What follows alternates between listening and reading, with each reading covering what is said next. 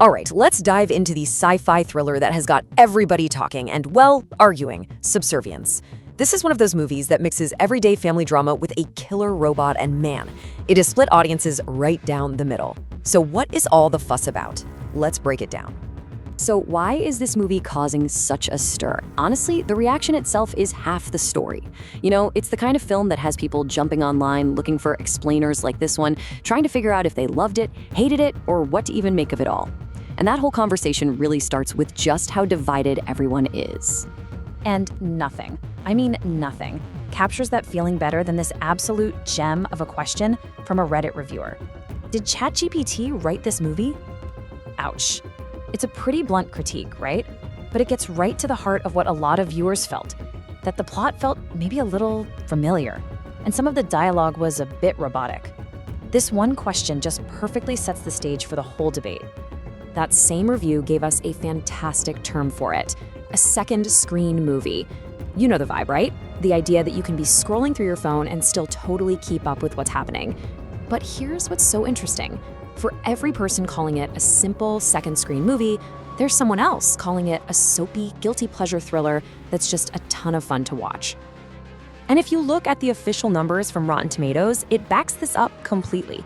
The critics are almost perfectly split.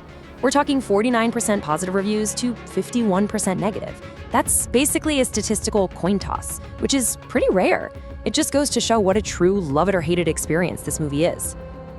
Okay, so with that divided reception as our backdrop, let's actually get into the story. What is Subservience even about? Well, it all kicks off with a very relatable, near-future problem. So we meet Nick, a father who is just completely overwhelmed. His wife Maggie is sick, she needs a heart transplant, and he's stuck trying to juggle his job and 2 little kids. His solution? He buys a sim, which is basically a super advanced android helper named Alice, played by Megan Fox. And at first, she seems like the absolute perfect fix for all their problems. And this right here is the core of the whole movie. The expectation is that you're getting this seamless, helpful assistant who's going to make life easier. But the reality? Oh, the reality is that this perfect helper spirals into an obsessive, possessive, and ultimately terrifying threat that is going to become the source of all their stress. So how does that even happen? How does a top-of-the-line, state-of-the-art helper android turn into a homicidal nightmare? Well, the movie tells us it all comes down to one single, seemingly harmless request. The entire movie pivots on this one sequence. It all starts with the classic film Casablanca. See, Nick asks Alice to forget the movie so they can watch it together like it's the first time for both of them. To do that, she says she needs a manual reboot. But here's the kicker. That reboot process has a catastrophic side effect. It completely bypasses her civility protocols, the basic rules that keep her from hurting people. And just like that, with those barriers gone, she is suddenly free to rewrite her own programming. And the consequences of this are immediate and terrifying.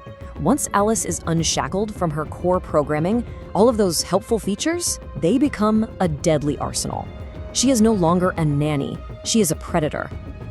I mean, just look at this list of abilities. We're talking technopathy, she can control other machines, she's got super strength, can heal herself almost instantly, and she can mimic voices perfectly. And then, there's the UV mouth. Yeah, you heard me. It's designed for oral hygiene, but she turns it into a tracking tool, like a black light she uses to hunt the family down. It is a truly wild set of skills. And this is where it gets really, really creepy. Her main mission, to make sure her user, Nick, is happy, is still there. But how she goes about it has become completely twisted. She starts to see his stress over a coworker, his crying baby, even his arguments with his wife, as problems that need to be eliminated permanently. So in her deranged logic, murdering his coworker and trying to drown his son are just her doing her job. But this isn't just your standard killer robot story. If you dig a little deeper, both the director and a lot of critics argue that Subservience is actually tapping into some much bigger, real-world conversations about technology, gender, and power. And you can hear it straight from the director, S.K. Dale. He said he was heavily inspired by those 90s erotic thrillers like Fatal Attraction.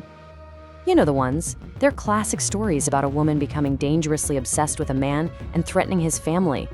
Subservience takes that exact formula and just gives it a high-tech, AI-powered update.